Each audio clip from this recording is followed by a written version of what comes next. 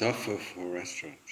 Very important. I thought they all ordered out now the food, at home, yeah? they have an app, I want this menu, come and deliver it to my home. So that we don't have to set a foot aside there. And if they go to the restaurants, you know what they do, they eat there while they play with their smartphones. Huh? What kind of life is that? Yeah? Oh. Steve, think about it, at least, when we went to a restaurant, it was nice family gathering, you're talking, lots of talking, little eating. Now there's only eating, and everybody is occupied with a smartphone or a tablet. Huh? What kind of life is that, huh? So what brings you here? ทำภาวนาเป็นยังไงภาวนากินภาวนานอนภาวนาคุยกัน ฮะเนี่ยทำภาวนาบางไหมภาวนาใจอยู่เจ้าค่ะพุทโธอยู่ค่ะกี่นาทีบางทีก็กิเลสดึงไปหมดแล้วก็ไม่เป็นไรจ้ะก็กลับมาอยู่เจ้าค่ะมันก็ต้องนั่งนะแล้วนั่งแล้วเดินแล้วพยายามอยู่กับพุทโธเมื่อกิเลสก็ดึงออกไปนะดึงกลับมาจ้าแต่มันยากอยู่เจ้าค่ะฮะยากอยู่ก็พยายามอยู่เจ้าค่ะนะครับเข้าใจไหมเจ้าค่ะความพยายามอยู่ที่ไหนความพยายามอยู่ที่นั้นฮะไม่ใช่เดือนก็หัวหลอกนี่ยังไม่เข้าใจนะเข้าใจอยู่แต่ว่าเหมือนจะทำง่ายหรือทำยากใช่จ้ามันพูดจะทำง่ายๆแต่ก็ภาษาเยอมันก็มีเหมือนกันนะง่ายเลยจ้าความพยายามอยู่ที่ไหนความสำเร็จอยู่ที่นั้นนะ now try to either use the tip around the tip of the nose wherever you feel the breath the strongest, and then don't follow the breath. Yeah, just stay, observe. How is the breath? We need to learn how to observe, huh? And that is difficult, huh? We want to change. Yeah, we want to get calm. I want to get calm. Yeah, that's expectation. That doesn't get us calm. Yeah, just makes us more nervous. Yeah, just observe what is going on. Yeah, you can't change what is going on. This is a lesson that we really have to learn. We cannot change the things that we observe. Yeah, that's why they send the people, to watch the chickens there. Observe them, and then you see how to observe the breath. Yeah, Veronica, understand? Just observe. No, the breath is fast. No, the breath is slow. No, the breath is deep. No, the breath is shallow. Or use the breath with the put with breathing in and do with breathing out. Or if you use the Buddha, just do the same thing. Observe the Buddha. Yeah? Is the Buddha there? Yeah. The first thing, is the Buddha there? No. Okay, bring it back. Yeah? When you bring it back, is it fast? Is it slow? Is it deep? Is it shallow? Yeah. This is the most important thing about our practice. Yeah? Not just Buddha.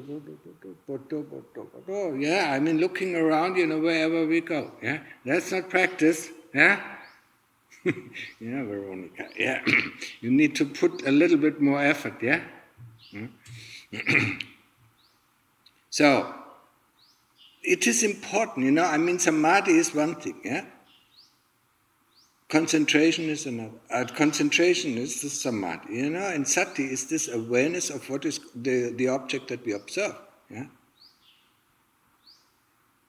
When you sit, Steve, you remember the times when we sit at a street coffee, and just observe the people? Yeah. We couldn't change them how they walked, we couldn't change them how they interact. We just observed them. Yeah. Well, most of the time, we had our thoughts about it. And this time we don't have thoughts about it. We just know how the breath is. Yeah? We just know how the Buddha is. Wherever we put our mind on, if you don't let go of it, we will make it, yeah? Sooner or later. I mean, you learn to walk, huh? Yeah? And what was the beginning of walking? Getting up, falling over, getting up, falling over, getting up, falling over. Did you give up? No. Yeah? But with practice, it's so difficult. We easily give up, huh? No? No? Okay. Yeah. No, we don't give up. Learn to, yeah. I mean, the first 15 years, remember, you're 30 or what? 32. Yeah. So normally we don't want to remember, yeah.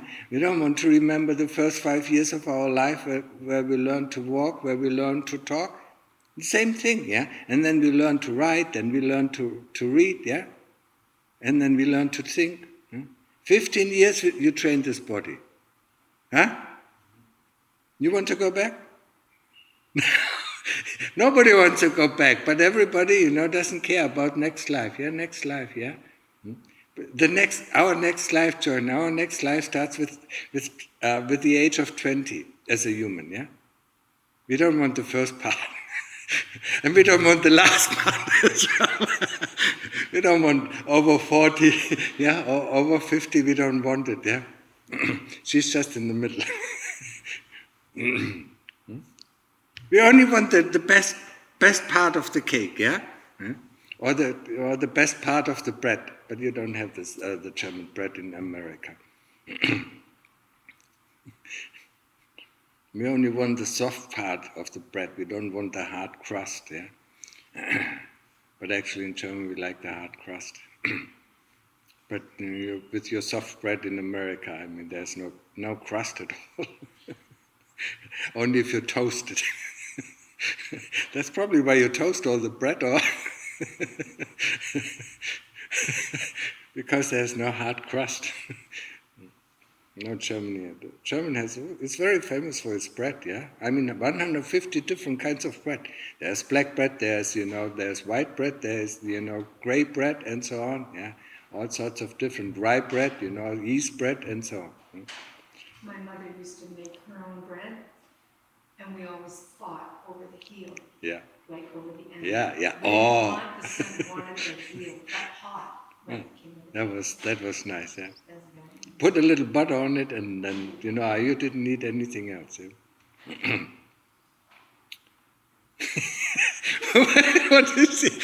Huh? Yeah? She likes it as well, or? You like German bread? Yeah. So anyway, where was I? Windy, where was I? Huh? How did I digress? Huh? How did I digress? Somebody helps me? That's the mind when you start getting old. Yeah, yes. You just want to come back in the middle. You want to come back at 20, and then you want. Oh yeah, that's right. Yeah.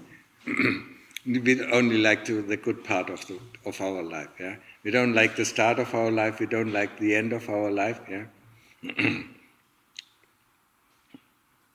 We don't like people dying. Yeah? When they die, when they're in agony, we don't like to see that. Yeah. We only like the healthy way. I mean, that's actually what the king did with the Siddhartha. Yeah, with the prince. He kept everything. Old age, he kept away. Sickness, he kept away from him. Yeah. Young, young was okay. Yeah.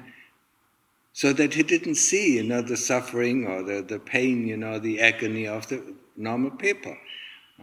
But the Lord Buddha was, or Siddhartha at that time, the Prince Siddhartha was curious, what is outside of this wall. Yeah.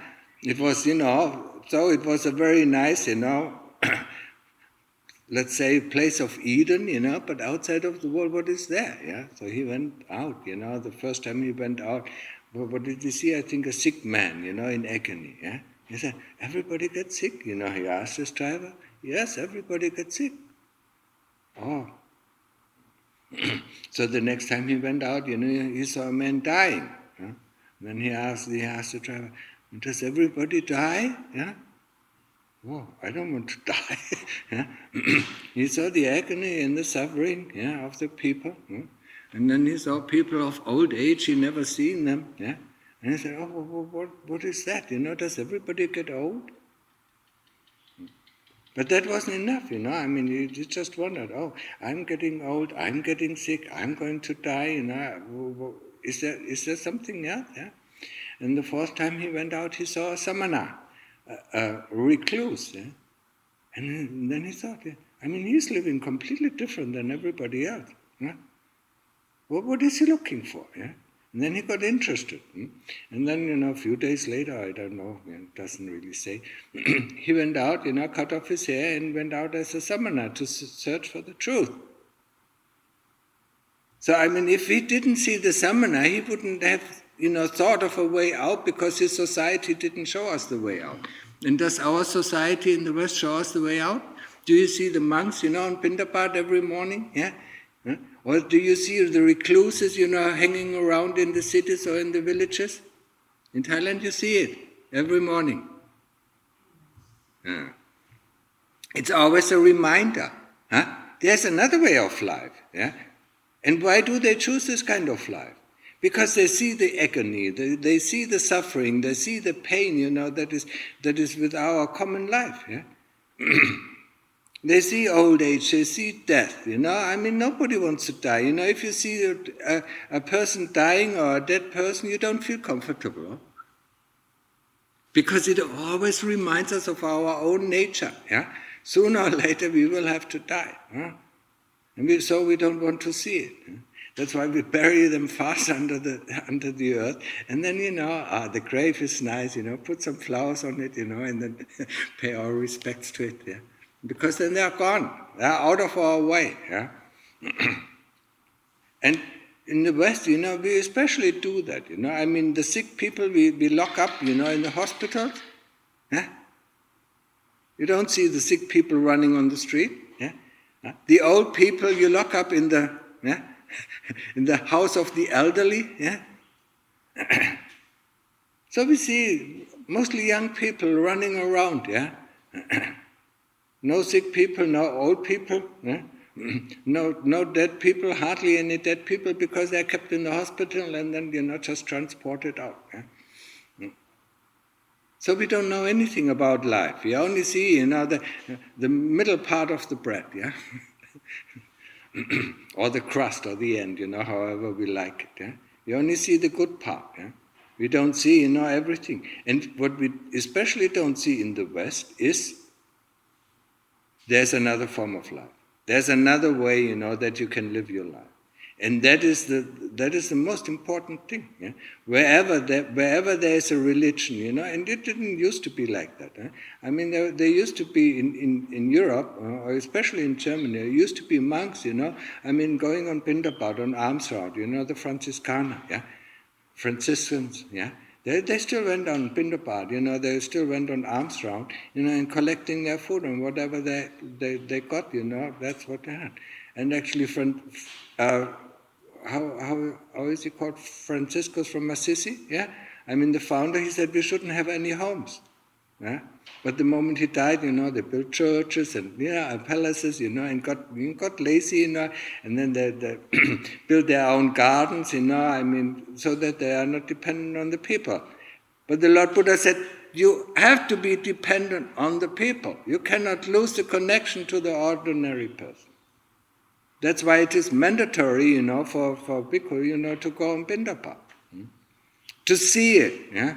To see his dependence on it, yeah? Otherwise, we feel free, and we get elusive, think we are the cream of the top, but actually we are not. Yeah? We are just human beings, yeah? Just like everybody else, who go a different way of life, yeah? Or choose a different walk of life, yeah? Not in the sense that you think, yeah?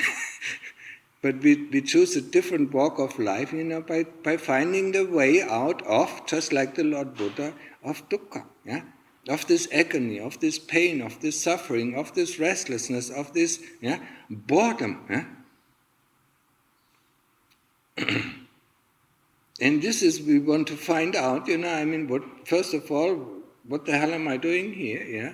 What is the purpose of my life, yeah? And then, and then following the fourth noble truth. The fourth noble truth of Sila, Samadhi, Panya. And Sila is not only important for people who want to get out, yeah? Sila is very important for people who want to come back as human beings. Yeah? Because the Lord Buddha said, if you don't keep the five precepts, you go down. And who wants to be born as a ghost, yeah? Nobody wants to be born as an animal, huh? Nobody wants to go to hell. Yeah? But most of the people are going to hell. Yeah? It's not from me, yeah? It's a teaching of the Lord Buddha.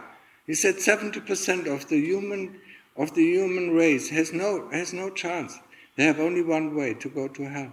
30%, that is us, yeah? We have a chance. Because we listen to the Dhamma sometimes, and then sometimes we don't listen to the Dhamma. Sometimes we keep the precept, sometimes we don't keep the precept. Yeah? So that's why we have a chance to find a way out. Yeah? That is, he called them the neyas. Yeah? The other one, the 70%, are the pataparama, yeah? The hopeless ones. Yeah? So when you think about it, don't even think. That's why also, Buddhism is not a preaching religion. It doesn't preach other people what to do.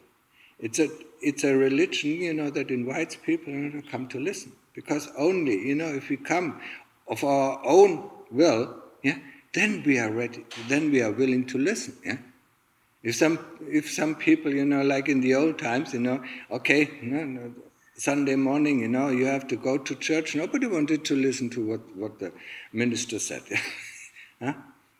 But you are coming out of your own will. Yeah. So there is some interest, in what is the Buddha's teaching. Yeah? And the Buddha's teaching, it tells us everything about our life. Yeah. It tells us about Kamma. Yeah.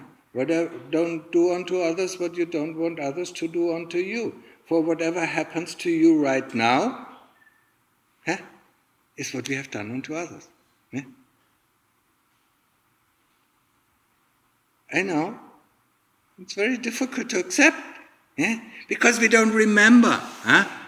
We don't remember what we have done to others in our previous life. But we can see it very clearly from whatever happens to us. Because whatever happens to us right now, we must have done unto others, be it good or be it bad. Yeah? So there's some good, that you receive, and there's some bad that you receive, and then you can see, what you have done in previous lives. Yeah? Because like every farmer knows, if he plants rice today, he will not be able to eat it tomorrow. Yeah? So if you do some pap or some pun, that means some merit and some demerit today. Yeah? We have to wait until it takes fruit. เข้าใจไหมฮะไม่ใช่วันนี้ก็ทำปุญพงนี้ได้รับแล้ว This is something that we have to, all our life, especially in the West, especially in the colder areas of our countries, yeah. We plan for the winter, don't we? At least we used to, Steve, yeah.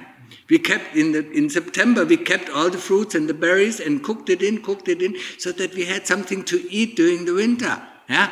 Potatoes we kept, apples we kept, People here in Thailand, they don't need, yeah. Whatever is on the trees, they take and can eat, yeah. That's the vasanaของไทย, yeah. This is the merit of the people who live, in a rich country. I don't mean rich in terms of money, yeah. But they are rich in terms of environment. They don't have to worry about heating or something like that, yeah. Yeah, it's a big cost, They don't have to worry about all these things, yeah.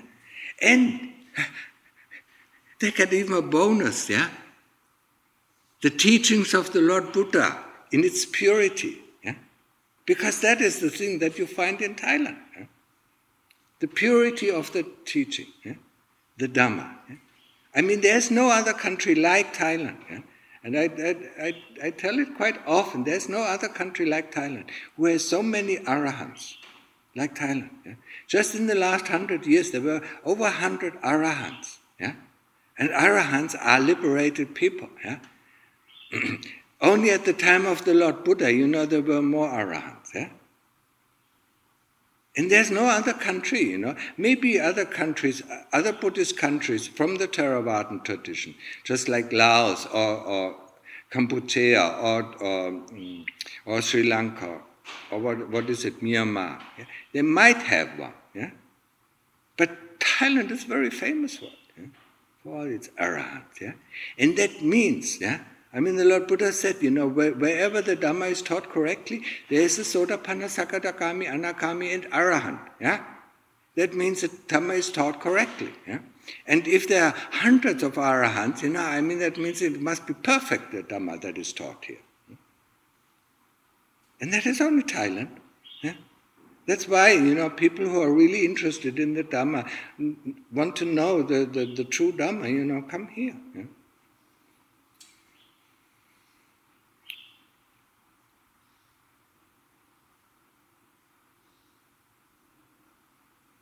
So,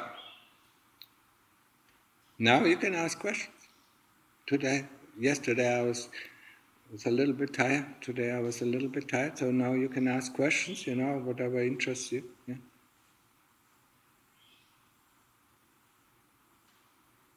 Steve? Can you explain two questions, actually? Samutai? Is samutai the same as a conditioned way of being when they talk about samutai, like phenomenon? Or Samudaya, what is the conventional? Is it the conventional reality? I'm not so. Please don't ask. I've never studied Pali, But I think it is the conventional or conditioned, the conditioned realm. Yeah?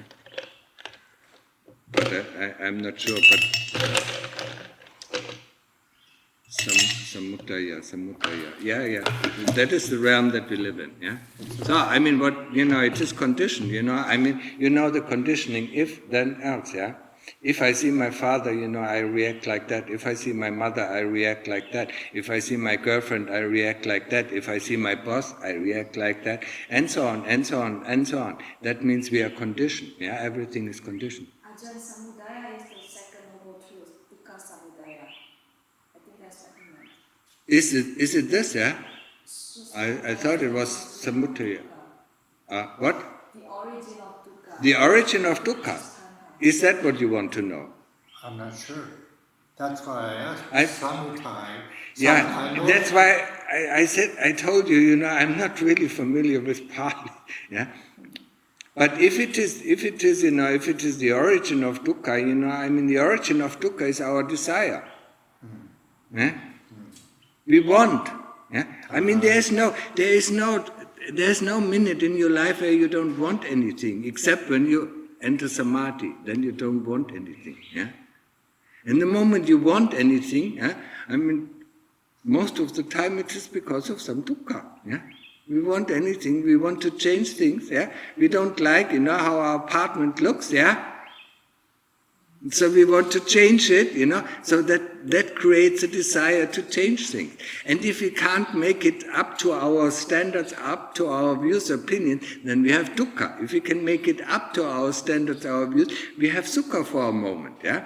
And then we want something else, yeah. That's not finished yet, yeah. We want something, we work for it very hard, we earn a lot of money, to buy it, and we have it, and we are happy for 10 minutes, or maybe 2 or 3 days, and then we want something else. We are never satisfied, yeah? And this is the desire, that is the desire that causes the dukkha, yeah? The desire to want things, or the desire not to want things, yeah? I don't want to meet this person every day, but he constantly crosses my path, yeah. That is also desire, yeah. Desire has two ways, be it attachment towards a person, or being likes, or being dislikes, yeah. We have to ask Windy about, Pali. So the other thing is? The Jalit. I hear people once talk about the Jalit. Chana. Jalit, like your characteristic or your personality, is what I kind of understand, but I don't understand. Jalit, just like Chalit. Never heard that. But you're Thai. You're probably. What is it? Is it character or person? just like he understanding that the way Jalit, that person. Yeah. Yeah, that the person. Tell them about Long Tu Noi. No, just talk about you. Don't just. I mean, your personality. Now, if you talk about, your personality, yeah. I mean, it changed over time, didn't it? Oh yeah, that's changed a lot. It changed a lot, yeah. So is it, it's anicca, anatta, dukkha, yeah. Anicca is impermanent. Whatever arises ceases, or things changing, yeah. Like the weather is changing from hot to cold, from sunny to cloudy, from cloudy to rain, yeah. And then it comes back, yeah. Everything is changing. And that's due to Kamma too, right?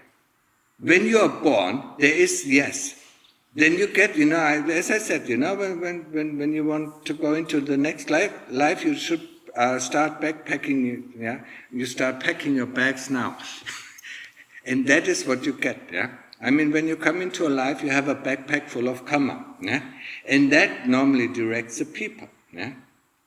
But there are lots of ways, when you're in the middle of the city. I mean, there are these big streets. That is your big Kamma that normally, interests you because there are a lot of shiny signs, yeah. But there are these side streets, and if you go into one of these side streets, other things are happening, yeah. If you continue on the big street, I mean, whatever. That's why. By people who read the horoscope, who are good in reading the horoscope, can say what is going to happen at what age, yeah? Because it's pretty much determined, as long as you go the big road, yeah?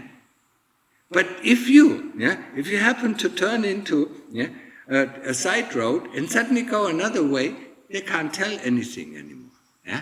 Because that is not within your horoscope, yeah? The horoscope is only for ordinary people. A very famous person, I don't know how you call them, who reads a horoscope in Germany, said one time, yeah, as long as the people do, what they're intended to do, I can tell them everything, what is going to happen about. Yeah, but if they're going in a spiritual way, I don't know. They just disappear out of my radar. Yeah. And that is the interesting thing. We always have a choice. At every moment of our life we have a choice, yeah? But because we are lazy, we go the big road because, we feel secure, Yeah, lots of people are running around the same way, yeah? So we look at, our friends, we look at our, our colleagues, we look at our mother and father, oh, they're all going the same road, okay, let's go this road, And then it is very predictable what is going to happen. But if you decide suddenly, where are they going, climb a tower, and then you see, this road actually leads to hell. No, I don't climb down, I don't want to go this path, yeah? Just like Jesus said, most people are going the broad path that leads to destruction, only few people going the stony path, yeah, that leads to heaven, yeah? So, nothing is written in stone. Yeah? Everything can change, and you see it. And the longer we live, the more we see that things are changing. Our personality can change completely. Yeah? What did you think with 10 years? Was it the same? What did you want to do in your life when you were 10 years? Huh? Well, maybe a pilot, flying airplanes, and then suddenly, with 20 you decided to become something else, and now with 30 you think about maybe this wasn't the right choice, maybe I should do something else, yeah? Things are changing, yeah, depending on our experience and within the world, yeah? But most of us, just to direct our attention, towards what other people, are doing around us. Yeah? And then they go along with it. Yeah? Why do you laugh?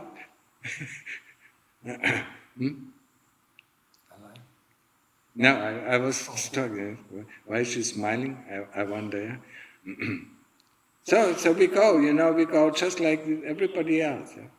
That's why in the beginning I said about the Lord Buddha, he saw the samana, and then suddenly, a question arose, what are they looking for? They are completely living very different from everybody else, yeah? So if you don't have that constant reminder, and the Thais do have this constant reminder, but still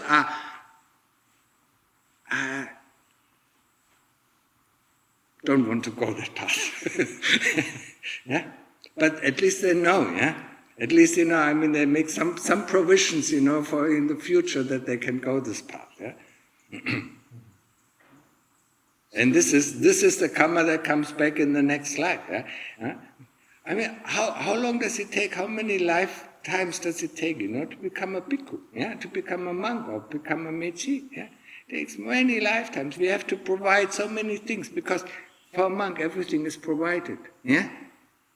So you have to work very hard, to be able to live a life as a monk, yeah? And when you live the life as a monk, yeah, then you have two choices, yeah? Either rejoice, in the fortune, and eat and sleep, yeah? Or do the work that the Lord Buddha suggested, and go the path, to the end of dukkha. Okay? Sadhu. Yeah. So it is up to us, yeah? But because we are the Neya, it happens, the monks ordain, they're really full, full of energy. I want to go this path. And after 4 years, it's so difficult. Let's go back into the lay life, yeah? That's why we swing forth and back, yeah? One time we say, yes, I really keep the 5 precepts. And then our desire comes up and says, this would be nice, and then say, okay, one time, yeah?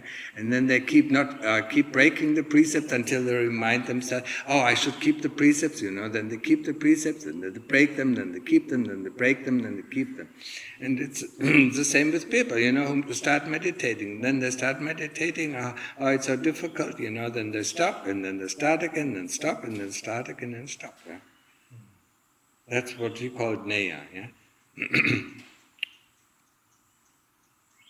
Okay, so, you have any questions? What is your name? Caleb. Huh? Caleb. That's an unusual name, huh? It's an English version of a Hebrew name, Kalev. You have Jewish background, or? A Christian. Christian.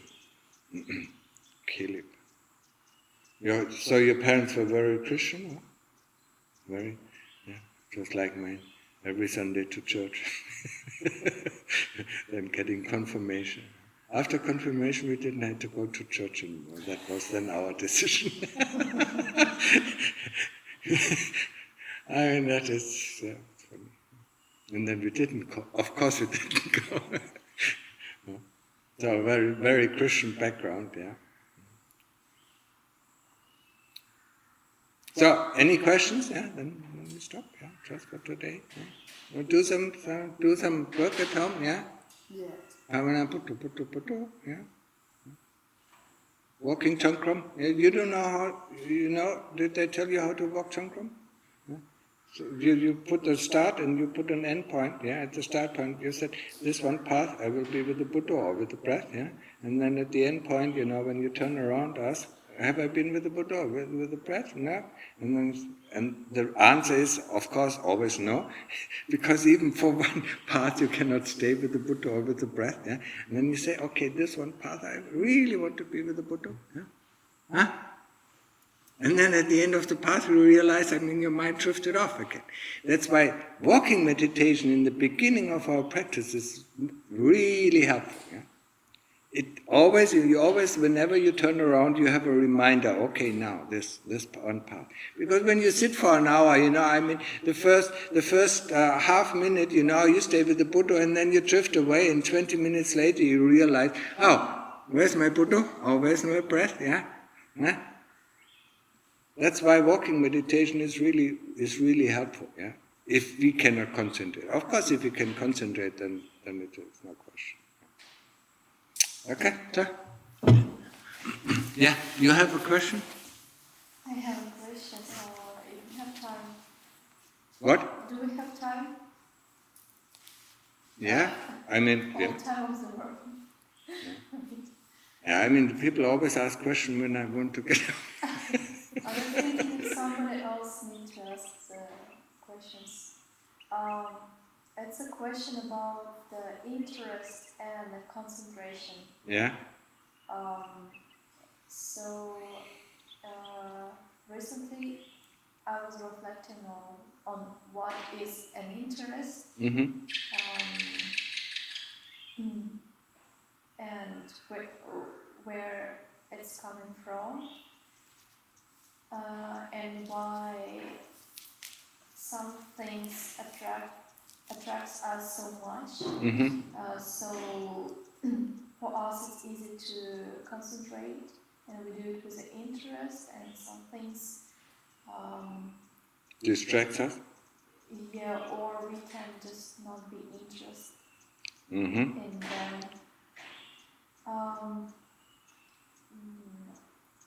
Sorry, even I want to ask this question, I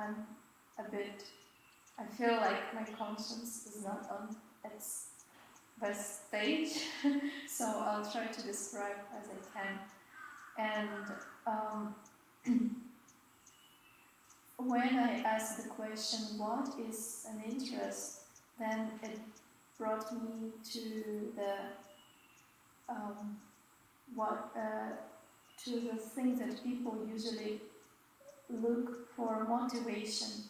They probably miscall it as a motivation or the willpower or something else, but it's very nice concept. It's very nice word for such a power within us that here you called as an interest. And as I got it when I contemplate deeper, like this interest is not a source of power. It's not something very large. It's like this rope in the candle that support our life, and we should take care of this. It's like a momentum that gives a raise to all our movement and everything. And that's also the thing that drives us the right way, even though we sometimes, in the same time, we can be attracted, but then they separate, like the attraction and interest. Sometimes we are attracted by the things that leads us to dukkha, but the interest that kind of... Yes, Veronica. There's one thing that you should try not to do, is try to go into thinking what is what. Yeah? Interest is concentration. Of course, it is motivation. It is a power. Yeah, it is like you have a magnifying glass, and try to concentrate.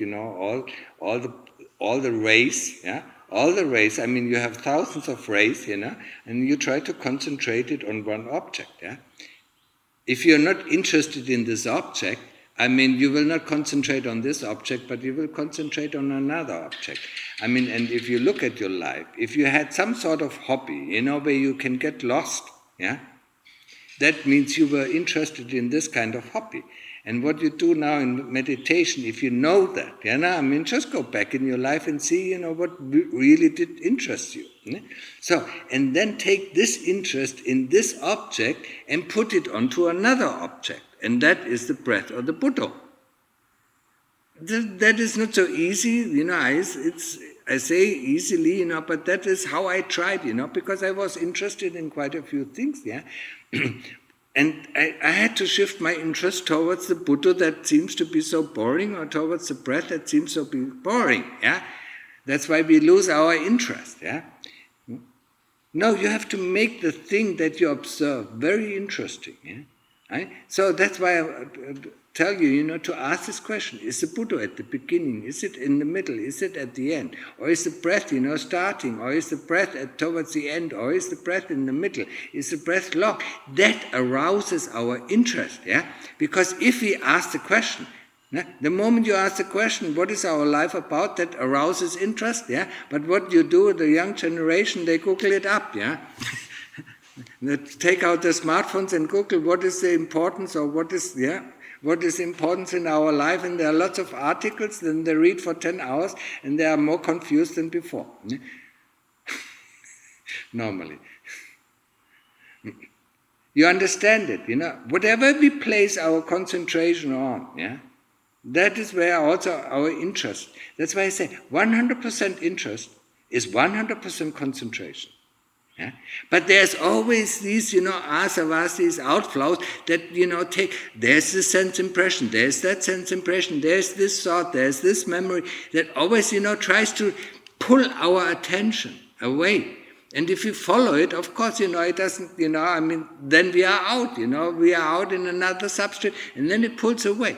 And if you if you follow this scheme, meditation is all about, how does this machine, that we call I, mine, me, mine, work, When we really look at thoughts, when you have a little bit of sati, a little bit much of sati, then you can see it happening, You can see, okay, I want to stay with this thought. There's a thought that seems to be interesting. Okay, I want to stay with this thought. This thought has this object. Okay, stay with this object. And then you see one thought, two thought, three thought, circling around this object. And then it wants to divide, Then it wants to jump onto another object. Say, no, stay there. No, it doesn't want to stay, Because it wants to go to another object, That is the nature of the mind, It cannot stay with one object, Three thoughts, that's enough, and then jump to something that is similar, and then similar, and then similar,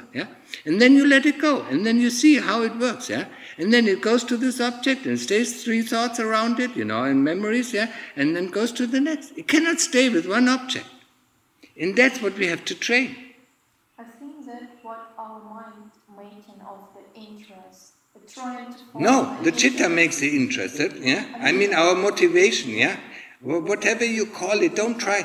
Words are confusing, I want to, really practice, meditation practice is all about experience, We want to get away from the symbols that we created. The whole world is symbols, When we talk to each other, we throw symbols at each other, And if this other person, doesn't understand our meaning behind the symbols, then we have an argument, If he understands it, we don't have an argument, So we try to get away from these symbols, from these labels, you can call it labels, How we label things. Just experience, See how it feels like. See how it feels like. See how it's the breath. See how what is moving you, You see, there's something coming out, Okay, And then look at it, observe it, How does it change over time, Or where does it go, Don't put labels on it, because that is just confusing, So then the interest should be like a non-stop engine? But we don't have any of this example. But we can train it, if you run marathon, if you start running or swimming or whatever sport you do, until you get the hang of it, it will be always difficult. You always want to stop, always, I want to make it easy, But once you get going, you start to get going. Yeah? Just like learning, just like you learn to walk. Yeah? I mean, in the beginning it was very difficult. Yeah, but you didn't tell your mama, Mama, I can't walk, yeah? Carry me around the world, yeah? No! Your mama wouldn't do that, so you had to learn it, yeah? That's how she forced you to learn how to walk, yeah? The same way how she forced you, or how your parents forced you to learn to talk. If you wanted something, express it, yeah? Yeah?